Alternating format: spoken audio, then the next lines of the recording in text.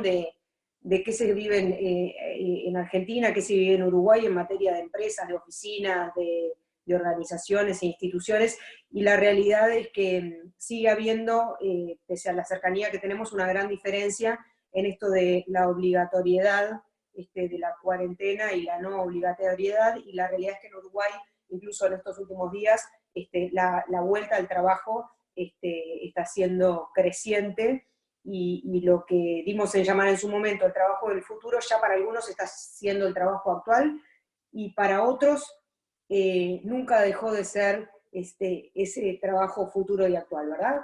De eso vamos a estar conversando un poquito ahora. Bienvenido, Alejandro, comenzamos con el webinar de hoy. Los invitamos a todos a hacer las preguntas, comentarios, críticas que entiendan necesarias. Cuanto más ida y vuelta haya, más enriquecimiento para todos, así que pueden hacerlo ya sea oralmente o por chat. Muchas gracias. Una de las cosas que pretendíamos con Paola cuando decidimos esto era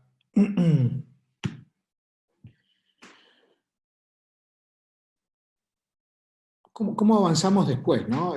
¿Cómo será el futuro del trabajo? Ayer tuvimos también, ya verán, como Glassdoor International Uruguay o Glassdoor International Argentina, tuvimos nuestro Zoom a nivel mundial, donde participamos 23 países de Glassdoor.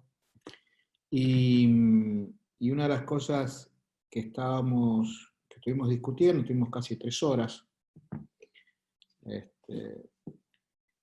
era cómo iba a ser la transformación de nuestra tarea y del trabajo en sí.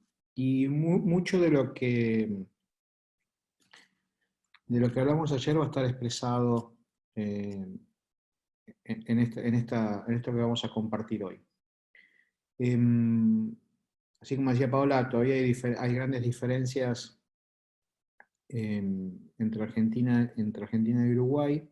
Imagínense las grandes diferencias que hay respecto a nosotros dos, respecto a Europa, ¿no? Así que lo que se escuchaba ayer era bastante distinto. Desde el punto de vista totalmente coyuntural del día de hoy, solo entre ayer y hoy hubo 300 contagiados más en Buenos Aires, así que imagínense que nosotros estamos un poquito distintos que ustedes.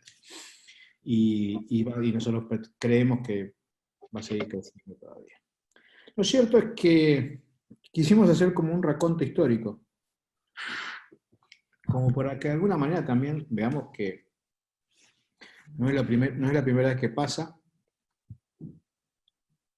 y creemos que tampoco va a ser la última. ¿Sí? En realidad, a lo largo de la historia, fíjense todas las pandemias que hubo. Realmente, después de Cristo hasta el día de hoy, y recorté porque esto estaba hasta el fin de marzo, ya tenía esto, pero fíjense cómo a lo largo de la historia hubo varias pandemias, y yo me voy a centrar en algunas para ver cómo eso cambió a los diferentes momentos de la humanidad, ¿no? La peste bubónica dejó entre 40 y 50 millones de personas muertas en una población total que no pasaba de 200 millones. O sea que se fueron aproximadamente un cuarto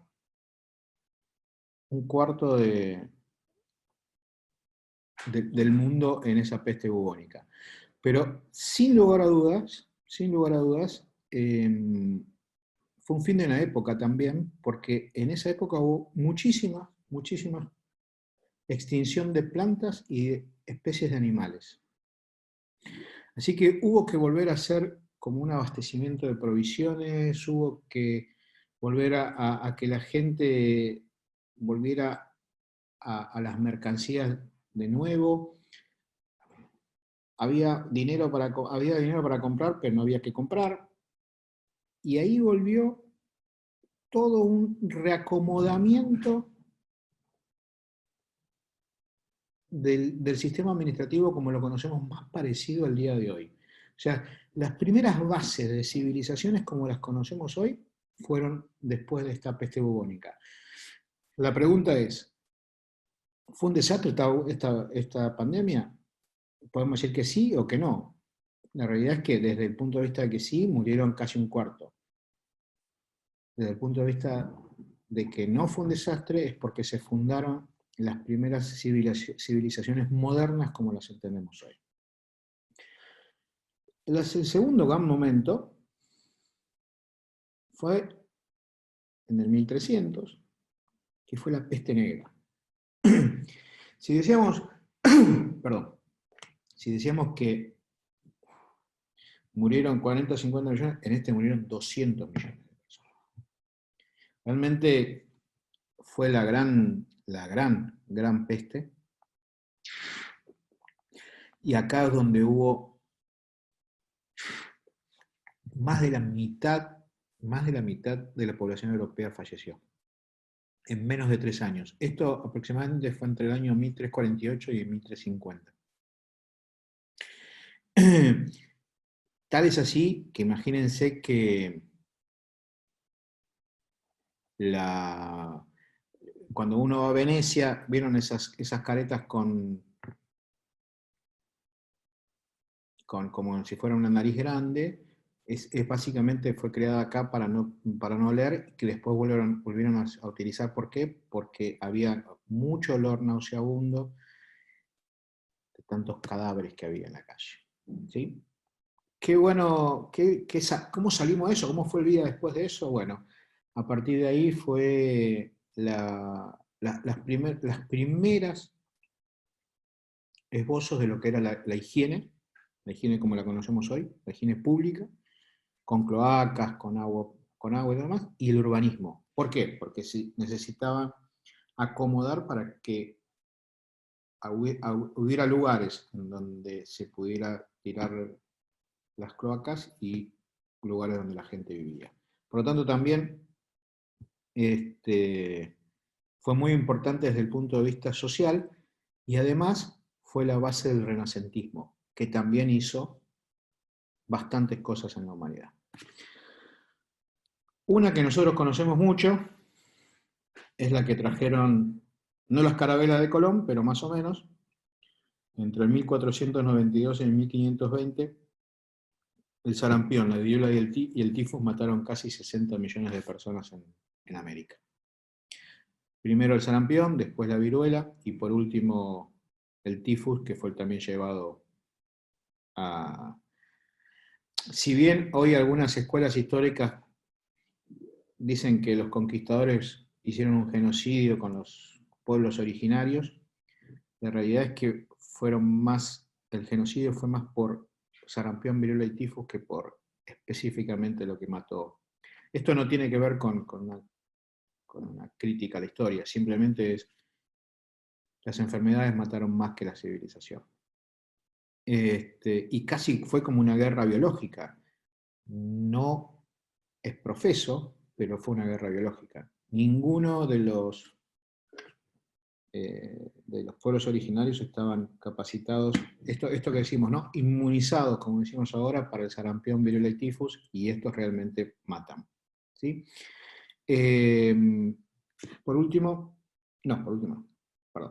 Cuarto, la plaga de la guerra de los 30 años, que fue 150, dejó apenas 4 millones de personas, se la conoce como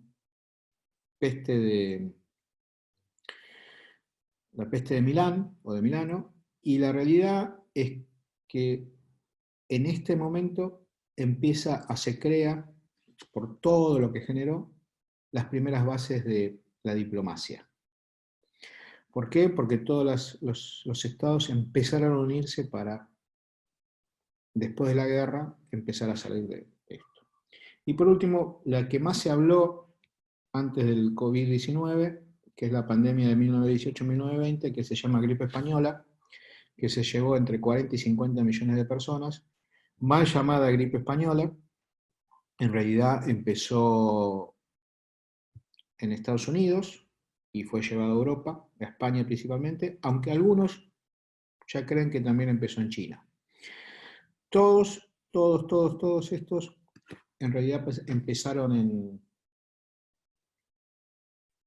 en animales y fueron transmitidos al hombre. ¿Qué se logró de la primera gripe española? Bueno, los primeros trabajos de antibióticos. Así que también hubo un día después con eso. Y si ustedes recuerdan, después de la Primera Guerra Mundial, fueron los primeros trabajos de Taylor y Fayol en a nivel organizacional. Ya había ocurrido la revolución industrial, pero la industria y las empresas como las conocemos hoy fueron explicitadas después de esto. ¿Qué nos dejará esta pandemia? Seguramente nos va a dejar un par de cosas. Y justamente lo que vamos a hablar es eso, ¿no? En principio, más allá de que hace apenas 100 años tuvimos la pandemia de la gripe española, también es cierto que no estábamos preparados para esto. Y una de las primeras cosas que empezamos a ver es que la globalización, que hasta hace 3 meses era lo más imperante que había en el mundo, hoy vamos para adentro. Es por eso que además, eso desde el punto de vista económico y social, nosotros hicimos una pequeña encuesta. Desde hace apenas 4 o 5 días, LinkedIn permite hacer encuestas online a través de la página. Hicimos una pequeña pregunta, ¿no? Fíjense que en apenas menos de 24 horas hubo 432 votos, cortamos, esto es hasta hace 10 minutos que lo pusimos para acá. ¿Y cómo ven las perspectivas laborales futuras? Sus propias perspectivas laborales. Es cierto, llevamos 2 meses nomás de pandemia, pero lo que se ve no es muy claro. Entonces pusimos con confianza, con incertidumbre, con indiferencia, con miedo, que creíamos que tiene que ver con sentimientos o sensaciones, depende en qué estadio laboral estás. Fíjense cuáles fueron los resultados de estos 432 votos, ¿no?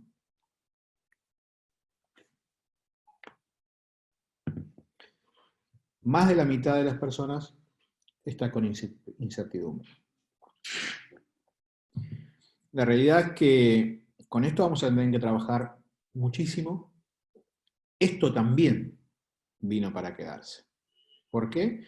Porque estábamos tan con confianza que este concepto que fue acuñado en el 2007 de cisne negro, que es lo que ocurrió, es un evento que nadie previó y que tiene consecuencias a nivel global, deja primero que todo la incertidumbre. Y ante la incertidumbre, nosotros en general primero nos paralizamos y después reaccionamos. Bueno, la realidad es que es con incertidumbre y hacia ahí vamos. ¿Sí? Pero tampoco vamos a hacer algo muy de negativismo respecto a esto. Vamos a cambiar un poco de tema y nos vamos a ir a algo que sí ya está sucediendo con esto, que es exactamente lo que estamos haciendo ahora nosotros, ¿no? Yo hace 2 meses que no salgo de casa, más que para sacar al perro. Y en Buenos Aires la cuarentena es muy, muy estricta. Muy, muy estricta. La realidad es que no podemos salir sin tapabocas o barbijo a la calle. Y esa va a ser la práctica de acá a un tiempo más. ¿Por qué planteamos lo público y lo privado? Básicamente porque hoy estamos todos conectados a través de la pantalla. El otro día lo hablábamos con mi hermano, que antes con los niños tratábamos de no ponerlos en la pantalla, o que tuviesen algunas horas de pantalla y otras horas no, y ahora no nos queda otra que ponerle la pantalla. Entonces, y esto ha traído algunos problemitas. En Argentina, la semana pasada ocurrió esto. El caso extremo. ¿Sí? Lo que están viendo acá, y creo que pueden leerlo porque está suficientemente grande, obviamente arranca con un che.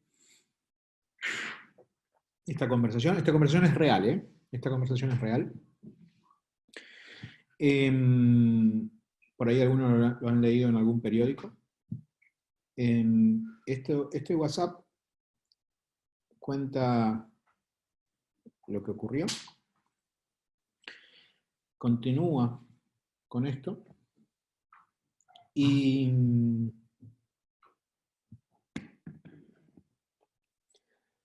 lo que tienen acá es la consecuencia. Es la consecuencia. Esta consecuencia fue por esto.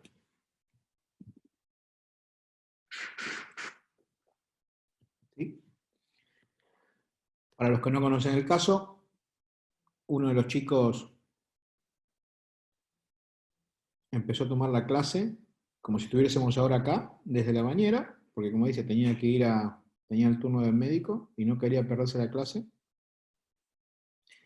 Y entonces dijo, bueno, lo escucho mientras que me baño. Y dejó la cámara prendida.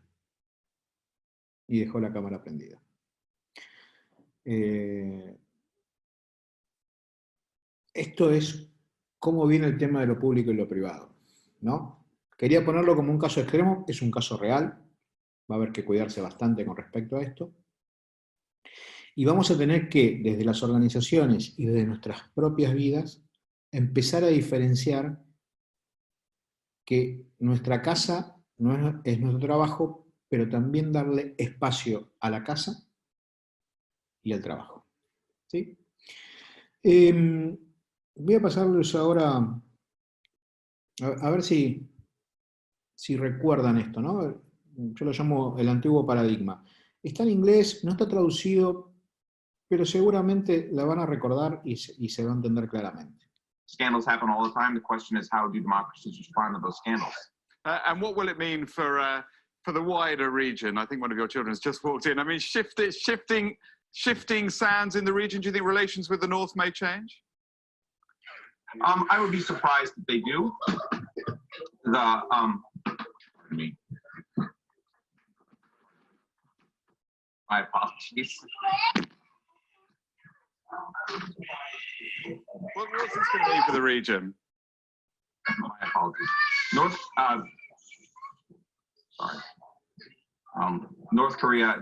South Korea's policy choices on North Korea have been severely limited in the last 6 months to a year. Sigo viéndolo y me sigo riendo.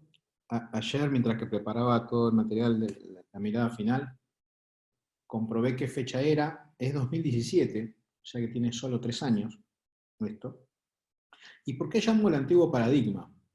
Realmente esto es un film real y fue muy criticado, primero por ponerlo al aire, segundo que la persona muy descuidada que sus hijos en una entrevista tuvieran, y aparte muy divertido cómo la esposa saca a los chicos como si fueran no sé qué nombre ponerlo, y para mí me resulta muy divertida la escena final donde cierra la puerta estirándose desde el piso como para que no lo vean.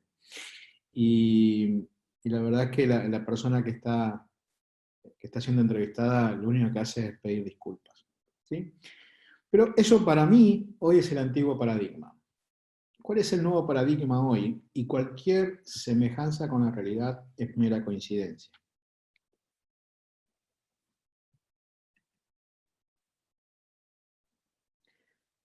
Es aceptado. ¿Sí? The question now is, how do people respond to their scandals? For the wider region, I think one of your children's just walked in, but I mean, shifting sands in the region, do you think relations with the North may change? It's unclear at the moment what effect former President Geun-hye's impeachment will have on the territories. Unfortunately, discontent in South Korea is not only related to President Geun-hye's administration. This is Okay. a major embarrassment for South Korea, who often criticises the North of corruption, Right. and who now find themselves in the middle of a massive corruption case themselves. Sorry, you do look rather busy there. We can reschedule this. President Gun-hae is No. very likely to face jail time too, Okay. I would argue, in an attempt to make an example of her. Right, so what does this all mean for the future of South Korea? So the future of South Korea really hangs in the balance. Oh my God, is that a bomb? And it'll be Goodness interesting me. to see how the North reacts to this new shift in power. Indeed. Well, this certainly has been. Sorry, your husband is. I anticipate there'll be more to come from this region in the next few months. Kate Wordsworth, you're obviously busy. Thank you so much for your time. All right, let's find this sock then.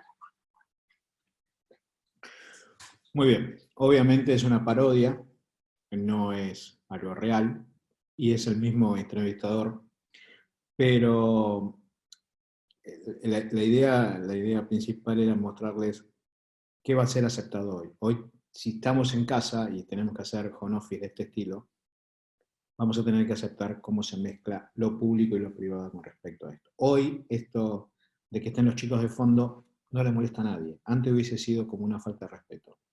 ¿Sí? Vamos a ir a ese camino y queríamos ponerlo en claro para estar en línea con eso. Muy bien. Pau, te dejo a vos esta parte. Muy bien. Bueno, ¿cómo venimos?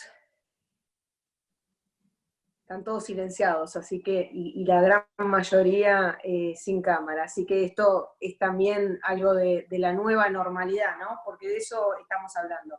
Ya había visto ese video, igual cuando lo volví a ver ahora, no podía parar de reírme, porque es como lo tragicómico, ¿no?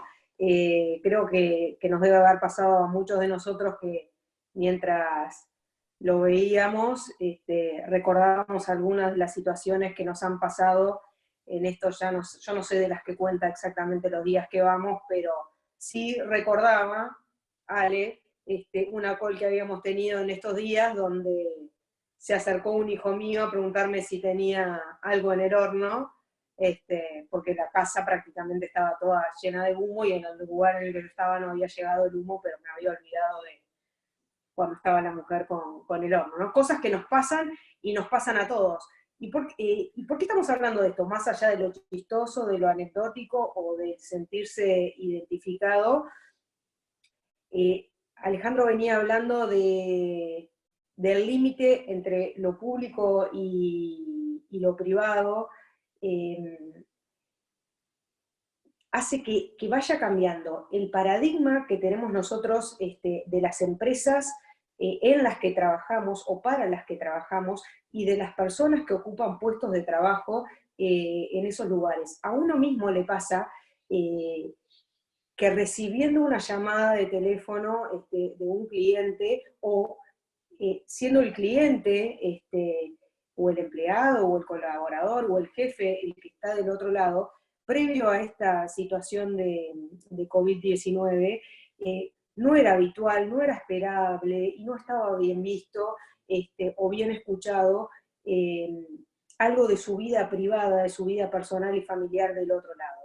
Hoy, esto que era extraño, que era la excepción, pasa a ser la nueva normalidad, la nueva norma, y con eso cambia nuestra percepción, porque lo inadmisible antes, hoy se vuelve admisible, porque la excepción antes, hoy es la norma y es lo habitual. Entonces, creo que este video, en forma de parodia, ejemplifica nuestra cotidianeidad, pero se está metiendo en todo, se está metiendo en nuestra vida familiar y en nuestra vida laboral, porque nos estamos empezando a preguntar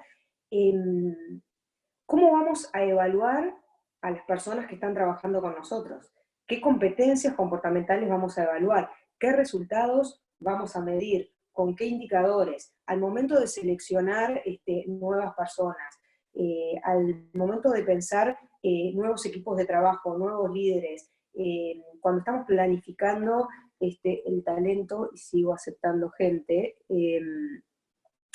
cuando estamos planificando el talento, ¿en qué competencias comportamentales vamos a estar pensando? porque sin lugar a dudas, no todos estamos preparados para estar teniendo una call, cocinando, sigo con la metáfora, ¿no? Cocinando, desactivando una bomba, dándole la mamadera a un hijo y entreteniendo al otro. Pero es lo que hoy estamos haciendo. Entonces, ¿cómo vamos a medir y a evaluar el desempeño de un colaborador cuando lo contratamos y cuando hicimos, en el mejor de los casos, la planificación de su desarrollo personal, profesional? No estaban estos parámetros puestos sobre la mesa, no estaban puestos en juego. Más aún, cuando eso va a impactar, en el mejor de los casos, en una remuneración variable, en una posibilidad o no de ascenso. Está bien que avances, Ale. Son cuestiones como para ir pensando, porque como todo, son realidades que ya se nos impusieron, con las que ya estamos conviviendo y no nos ha dado el tiempo de digerirlas, pero tenemos que seguir trabajando, y esto es como una rueda que va siguiendo. Entonces, ¿qué ha cambiado en este contexto? Y la cotidianeidad. Hoy para todos nosotros es muy común el término la nueva normalidad. Todos sabemos que esto, ¿por qué nueva normalidad? Porque esta crisis no es una crisis que entra y sale, es una crisis que vino para quedarse.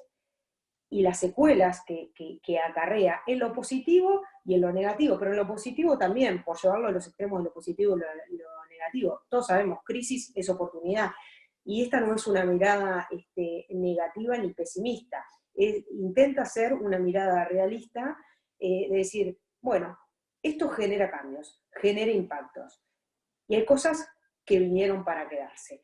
En algunos webinars anteriores hablamos del teletrabajo, y de la connotación, hicimos la diferenciación entre, no es home office, es teletrabajo, la connotación, pero impacta en la connotación del beneficio del home office hasta ahora.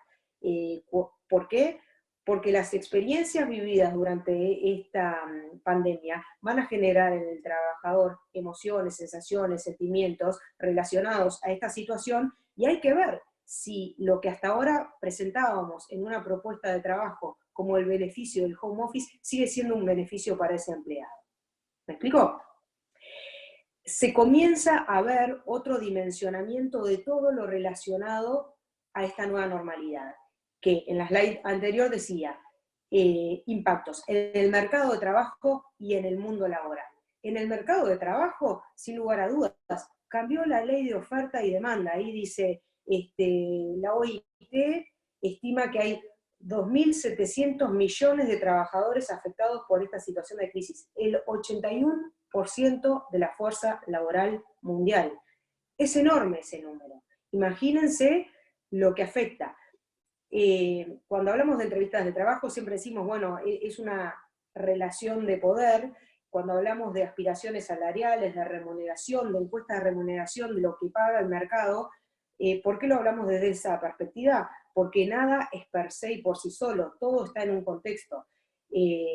Los puestos de trabajo están insertos en un mercado laboral que está siendo afectado por esta crisis. Entonces, al modificarse la ley de oferta y demanda, todos sabemos, no era lo mismo salir a buscar trabajo en el 2002 que hasta hace muy poco, donde quienes trabajamos en Executive Search, o en proceso de búsqueda y selección, sabíamos que era el candidato, era el postulante, o como quisiéramos llamarlo, el talento, quien estaba eligiendo el lugar para trabajar.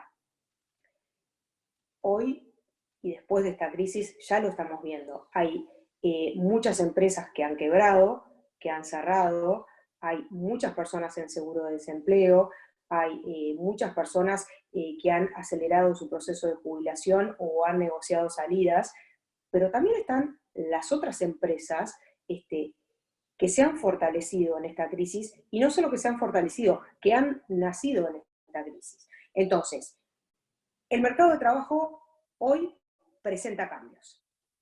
¿Ah? Disculpen, pero sigo admitiendo. Bárbaro. Presenta cambios. Que estamos empezando a vislumbrar y a analizar, y podemos esbozar algunas conclusiones. Tendemos a pensar que seguramente va a impactar en la remuneración percibida por las personas. Tendemos a pensar que va a haber una tendencia a la baja. ¿Ah? Tendemos a pensar que hay muchos negocios chicos que van a cerrar y van a surgir otros negocios. El otro día escuchaba en esto de que, bueno, Ale hablaba de las pandemias desde el inicio, y el otro día escuchaba, fue informalmente, y no tengo la cosa, pero me llevó a pensar, no tengo la fuente exacta, pero me llevó a pensar en esto de los cines, ¿no? Los cines han cerrado, y la noticia que escuchaba es que se estaba pensando volver a la época de nuestros padres o anteriores, que se iba con el auto a un estacionamiento y había una pantalla gigante, pero a eso voy. Las empresas y las personas que logren adaptarse a este nuevo modelo, que logren identificar, diagnosticar y generar un movimiento en respuesta a este cambio, seguramente, y una vez más, van a ser aquellas que no solo salgan adelante, sino que salgan fortalecidas. Porque esa otra parte está también. Empresas y personas que salen fortalecidas. Acá decía también, bueno, el lugar de trabajo, sin lugar a dudas, el lugar de trabajo cambia, pero no solo el lugar físico de trabajo. Con Alejandro hablábamos la vez anterior y con todo el equipo, una primera entrevista de trabajo difícilmente vuelva a ser presencial. Desde el punto de vista de la empresa, de la consultora, de quien contrate, desde el punto de vista del candidato, ya va a estar la accesibilidad a esa posibilidad que en tiempos anteriores era impensable, que una persona, no impensable, en algún momento fue impensable, después se empezó a escuchar, ¿qué te parece si la hacemos por Skype? Hoy va a ser la norma. Nos animamos a pensar que va a ser la norma. Y eso solo para dar una pincelada de los tantos cambios que se están viendo. Las reuniones de trabajo. Todos nos estamos preguntando acerca de nuestro modelo de negocio, de nuestro modelo de trabajo, de qué sirve y qué no. La vuelta. ¿Cómo va a ser? Si nos sinceramos. ¿Cuándo surgió el horario de trabajo de lunes a viernes de 9 a 18? Después se empezó a poner de moda el viernes informal, el viernes más corto, el viernes home office, algún beneficio que no era del viernes, pero de algunos días en tu casa. Hoy muchas de las empresas con las que estamos trabajando se están preguntando con respecto a su modelo de negocio, su modelo de trabajo, sus políticas, procesos, procedimientos y beneficios. Esta crisis y la virtualidad está transversalizando todo el negocio. Entonces, hoy hay empresas que se preguntan, ¿necesitamos una oficina de tantos metros cuadrados para tantos empleados? Hay negocios que se piensan, tantas personas, tantos metros cuadrados, en función del desplazamiento que se hace allí. ¿Qué desplazamiento es necesario y es real? Esas son las preguntas que se están haciendo. Entonces, esto también impacta en la normativa laboral. ¿Quién paga la conectividad a Internet? ¿Quién la debe pagar? ¿El empleado o la empresa? Hoy, nuestros empleados, nuestros colaboradores, están trabajando desde sus casas. ¿Está escrito en algún lado? Todavía no. Los accidentes de trabajo. Los accidentes de trabajo y los seguros generalmente se desplazan al lugar de trabajo de las personas. Oficina, empresa, organización, institución, como la llamamos. ¿Qué pasa si la persona está trabajando de su casa y se accidenta trabajando en su casa? Obviamente estamos en un momento donde hay vacíos legales, donde hay grises. En Uruguay con la vuelta, en Argentina todavía no está la vuelta a las oficinas. En Uruguay con la vuelta a la oficina, el Ministerio de Salud Pública invita a las organizaciones a diseñar un protocolo de vuelta a la oficina, por llamarlo de alguna manera, tirando algunos lineamientos. Tenemos un montón de empresas, clientes que nos están pidiendo ayuda para bajar a tierra ese lineamiento del Ministerio de Salud Pública, porque encuentran que no están preparados para hacerlo. No todas las empresas tienen un abogado, un técnico prevencionista, un área de recursos humanos, o no están habituados a enfrentarse a este tipo de problemáticas, que es una problemática que estamos enfrentando todos en el día a día. sin ir más lejos, hace 3 días un cliente me preguntaba, ¿está permitido el uso de aire acondicionado en la oficina? Porque estaban proyectando la vuelta a la oficina a partir del 25 de mayo, no sabían si estaba permitido o no. Desde lo macro hasta lo micro, ¿verdad? Pasamos a la siguiente slide y ya terminamos. Empleos del futuro. Estos son algunos nombres que alguna investigación y algunas fuentes que utilizamos nos arrojaron. Lo queríamos poner como ejemplificante de esto que dice allá abajo, la incertidumbre como una constante. Creemos que más allá de los nombres, si los leemos, director de continuidad del negocio, gestor de la estrategia de sostenibilidad, collaboration manager de proyectos transversales, experto en transiciones de nuevos modelos de trabajo, ingeniero de prevención de enfermedades y professional driver.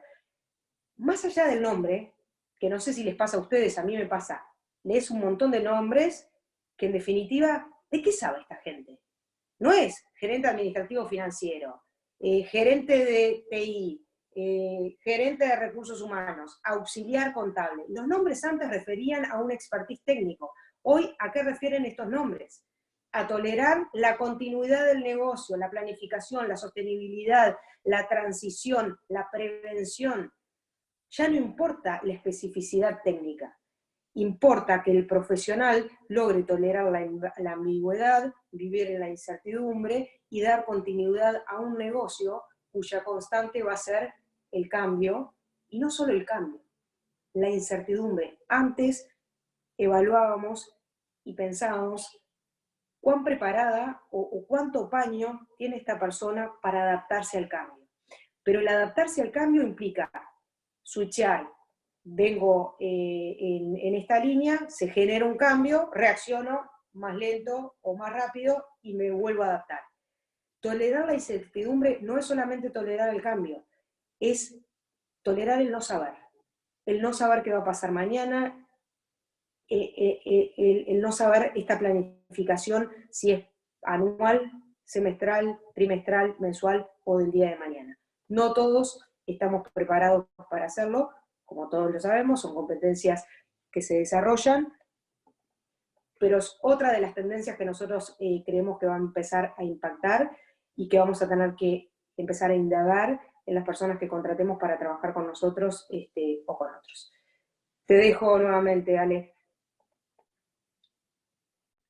Bárbaro, ahí estoy.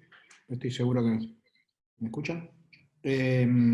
Sí, y otra competencia que vamos a ver que agrega todo esto, a lo que dijo Pau, es una competencia que por ahí ya algunos escucharon, que es el de Learning Agility, que es la agilidad de aprendizaje.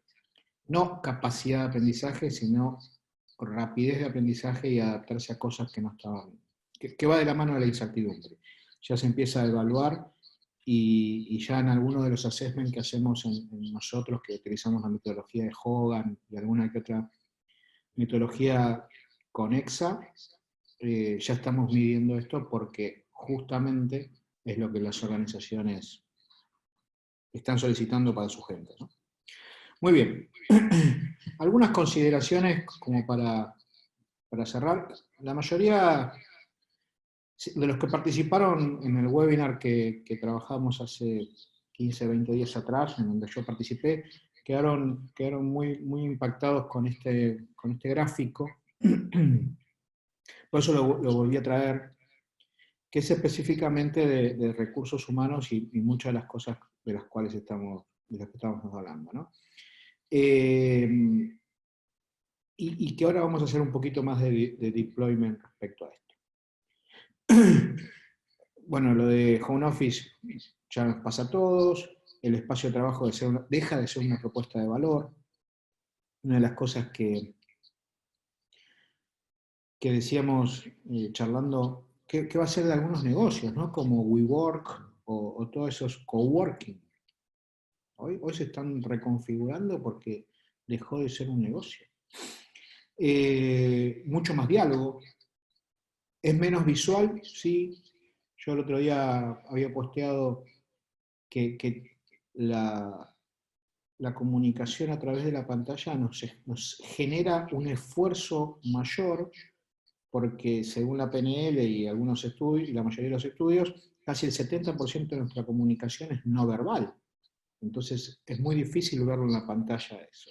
Entonces necesitamos como darle muchísimo más énfasis a interpretar algunas cosas de entonación y de voz respecto a esto.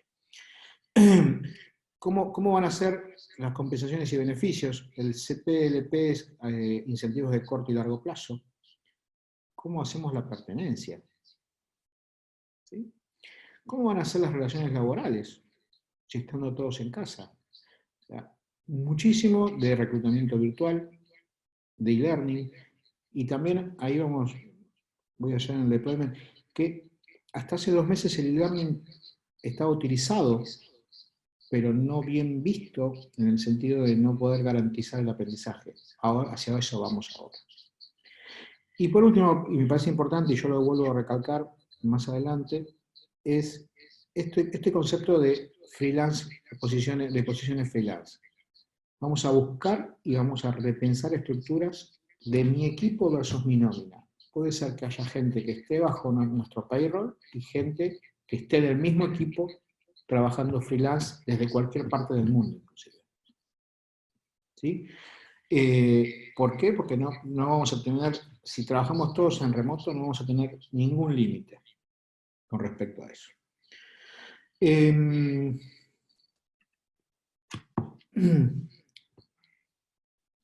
Una de las cosas que decía Paola justamente era el espacio de trabajo, ¿no? Con diseño de la experiencia del empleado. Hoy va a ser totalmente deslocalizado, o hacia dónde vamos parece eso. ¿Dónde trabajamos deja de ser relevante? Por eso también nos va a permitir tener, incluso en nómina, gente que ni siquiera es del país. Y que se ha avanzado de forma radical, como pusimos ahí, 2 meses. En 2 meses pasamos de aquello que creíamos que no se podía a de emergencia poder hacerlo. Obviamente la oficina física se reduce, no necesitamos tantos metros como decía Pau, y se busca más como un espacio de socialización. Y esto de sin puestos fijos y decidir a trabajar solo es más cercano a lo que es coworking. ¿Sí? Y además tenemos que ver, por eso lo planteo como un reto, cómo potenciar la experiencia del empleado. Porque antes el After Office era una experiencia de socialización. Antes el curso de inducción o el onboarding era la manera de introducirlo a la organización. Antes el partido de fútbol con los compañeros de trabajo era el momento de socialización y de creación de lazos más allá de lo laboral. Entonces, tenemos hoy un reto con respecto a eso. Otro gran reto es cómo va a cambiar el liderazgo. Aquellos líderes que estaban arriba de los colaboradores, como esto como microgestor, esto de que estaba muy arriba, hoy no se puede hacer más. Hoy tenemos que basar el trabajo con los colaboradores en confianza, autonomía y poniendo una gran dosis de empoderamiento. O sea, decirle, mira, de aquí hasta aquí es poder de decisión tuyo. Es algo que se está llamando ya desde hace un poquito tiempo el liderazgo distribuido. Es más de jugador de equipo que del liderazgo conceptual más tradicional. Foco en objetivos y no en el tiempo. Acá tenemos una dicotomía. Cada vez hablo con más gente que me dice que trabaja más tiempo que antes. ¿Sí? Pareciera que muchos mandan un mail a las 8 de la mañana y pretenden que 8:15 esté respondido. Y si mandan a las 8 de la noche, también pretenden que sea respondido. Entonces pareciera que es en continuado. La idea justamente es que no necesariamente necesitamos responder, pero sí trabajar sobre objetivos. Y el presentismo deja de ser una medida.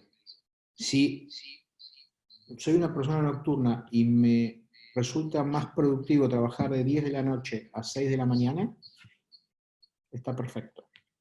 Mientras que el gran problema no es que haga el colaborador, sino orientar la organización a través de objetivos. Y ahí es donde empiezan a verse qué procesos están bien trabajados y qué procesos hay que retrabajar.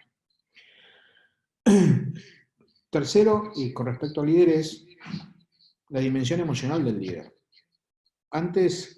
Ahora necesitas que, como los trabajadores están empoderados, tenés que inspirarlos. ¿Sí? Y tenés que lograr que sean, empatizar con esos objetivos vitales y espirituales es básico. ¿Por qué? Hay un autor que nosotros seguimos habitualmente en la oficina con mi equipo, y se llama Simon Sinek, que él, y seguramente muchos lo han leído, de trabajar sobre los propósitos. Bueno, el liderazgo va a tener que pensar en dar poder a través del propósito, del equipo y de la organización. Ahí recién veía que una persona escribió en el chat que todavía se está pagando presentismo. Seguramente en algunas organizaciones y en algunas posiciones operativas todavía es necesario el presentismo. En lo productivo no queda otra. O sea, no todas las organizaciones y no todo el mundo están con Office. Las empresas de esenciales es necesario todavía trabajar. Y acá empieza a verse esta gran separación que tratábamos de tapar entre producción y oficina. Y hoy se va a ver completamente. Porque necesitamos seguir produciendo, pero podemos dejar de lado la oficina como ente virtual. ¿Sí? Por eso llegué justo a leerlo en el chat y sí, ahora, el planteo de presentismo estando en home office es medio complicado.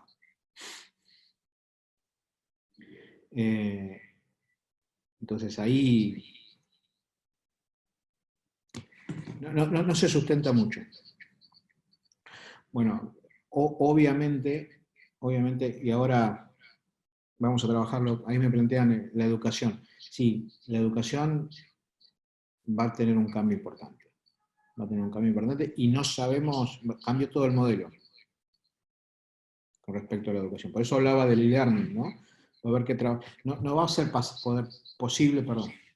posible pasar de presencial a e-learning o remoto como si fuera, no, va a haber que repensar la educación, sin lugar a dudas. Y el gran tema en la educación principalmente, o la capacitación dentro de las organizaciones, va a ser cómo logramos trabajar el tema de los soft skills, o de las skills de digital. ¿Sí? ¿Por qué? Porque es muy difícil trabajar a través de una pantalla inteligencia emocional, empatía, creatividad. Uno lo trabajaba en el aula, o lo trabajaba en actividades de outdoor o vivenciales, donde se trabaja mayormente la actitud. Pero a través de la pantalla es muy difícil poder crear el ambiente para esto. ¿Sí? Y sí vamos a poder trabajar, y hay que intercalar temas a lo largo del trabajo habitual del día a día de social network. ¿Sí? El espíritu de colaboración, de cómo contribuye,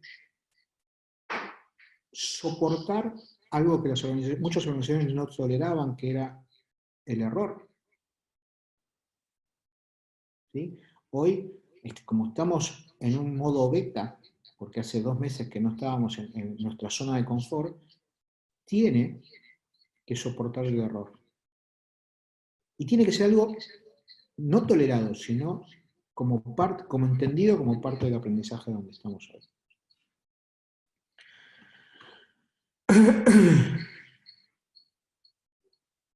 Pero fíjense, y acá voy a lo que iba la educación, ¿no? Específicamente va todo este punto a eso. La formación es insuficiente. Hay que trabajar otra vez lo que decía Pau, ¿no? ¿Qué competencias son necesarias para este momento? Evaluar, ver qué gaps hay con respecto y diseñar a mediano plazo entornos de aprendizaje. No podemos hoy el otro día lo hablaba con una gerente de aprendizaje de una empresa muy grande de Argentina, me decía, hoy capacitación está en segundo lugar. ¿Por qué? Porque la gente está aprendiendo a trabajar como estamos trabajando. Entonces, no podemos mejorar algo que todavía estamos aprendiendo. Después, ¿gana la capacitación virtual? Sin dudas. El e-learning, la formación online, la realidad aumentada, microaprendizaje, pastillas, como se llama ahora, píldoras de aprendizaje a través del iPad. Va a haber un montón de cosas. Va a haber, olvidemos, ¿no?, de las clases de 4 horas. Hoy ninguna actividad por pantalla puede durar más de 2 horas. Entonces, va a haber todo un pensamiento distinto con respecto a esto. Y después, esto que hablaba yo de Learning Agility, o de aprender a aprender.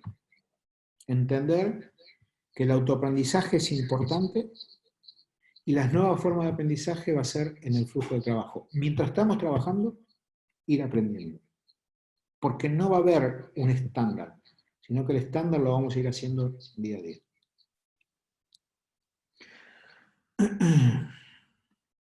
Perdonen que no contesto a todos los que entran en el chat, porque si no, no llegamos con el tiempo. ¿Sí? Después, comunicación y colaboración transversal, sin dudas. Esto va a terminar siendo más achatada el organigrama dentro de las organizaciones. Somos todos emisores y receptores. ¿Sí?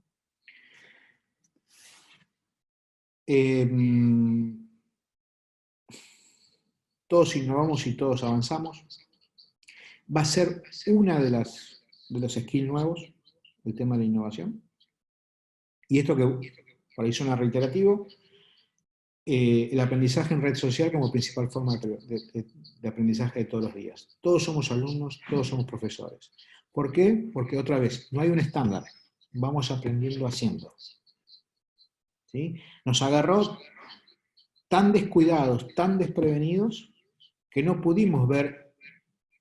Yo siempre explico que siempre estamos en una situación actual y planteamos una situación deseada y trazamos ese camino del actual al deseado. Acá no hubo un deseado, nos ubicaron en otro lugar de donde no estábamos y estamos construyendo el camino casi a ciegas. Por último, y acá hay algunas cosas, perdón, que a alguno por ahí le suena mal al oído, ¿sí? Toda la parte de desarrollo va a cambiar también. ¿Cómo desarrollamos a la gente? ¿Cómo es una carrera dentro de una organización con el estilo que se viene, ¿no? Y la realidad es que la movilidad de que hablamos acá es, como todos aprendemos todos, vamos a tener que ser muchísimo más colaborativos en ese desarrollo. Y para algunos que son medio nerd, esto de Gitboard Workers tiene que ver con que no todos tenemos nuevas habilidades dentro de esa organización y que vamos a tener que traerlas desde afuera. Y por eso lo puse acá en una frase que venía del dibujo con el cual arrancamos esta parte, que es: los freelance tratados como partners estratégicos es la nueva normalidad. En el cuadrito decía, mi nómina contra mi equipo. No, hoy es todo mi equipo, algunos bajo el payroll de la compañía y algunos bajo una factura que paga cuentas a pagar. Pero a ambos les vamos a pedir que pongan el trabajo al servicio del equipo. Ya no vamos a mirar. Y último, y por eso lo dejé para el último, porque no quiero generar mucho ruido con esto, es los sistemas educativos, como la normativa laboral, viene atrás del uso y costumbre.